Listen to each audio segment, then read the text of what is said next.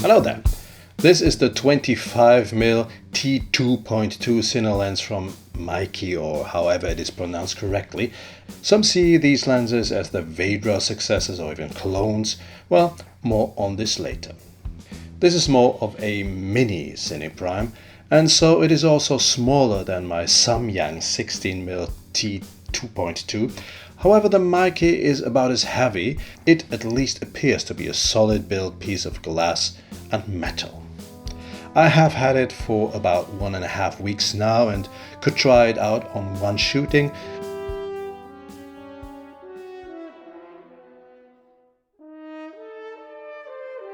The lens comes in a standard box with some technical information on it.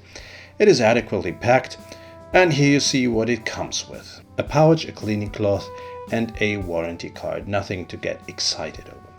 Also, the lens does not come with a lens hood, which is not a surprise for a Cine lens, and we will talk about that later again.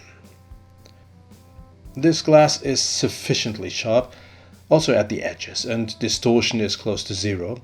There is some chromatic aberration, but again, not too bad. Focus breathing is there, but also relatively minimal, especially considering the low price point. And in most real-life situations, it will not be an issue at all anyway.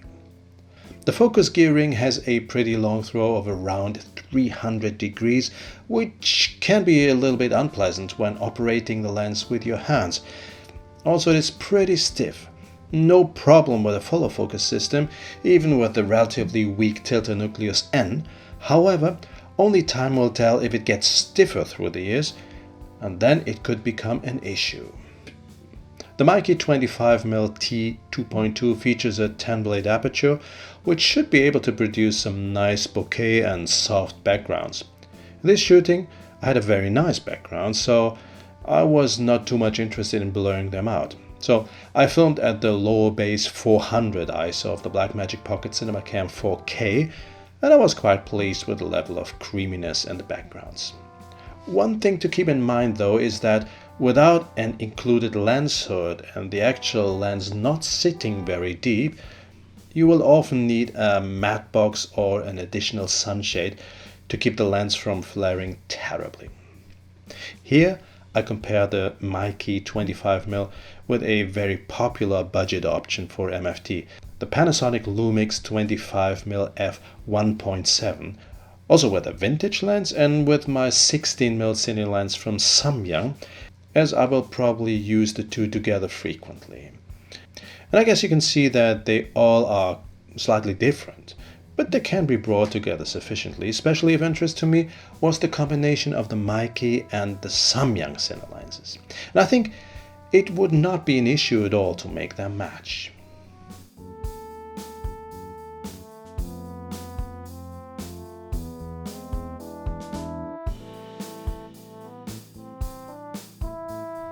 On the whole, I am quite happy with this lens. This Cine lens is a pretty good one as far as I can say till now. Now, a few words about the Veydra-Meike story.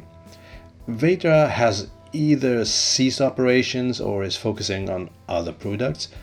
Veydra mini primes now are very difficult to get. And yes, these two lenses look somewhat similar. I don't own any Veydras, but from what I have seen from other channels, I do not think they are optically the same. Meike might have taken some of the basic ideas, but to me it seems that they at least use different glass elements.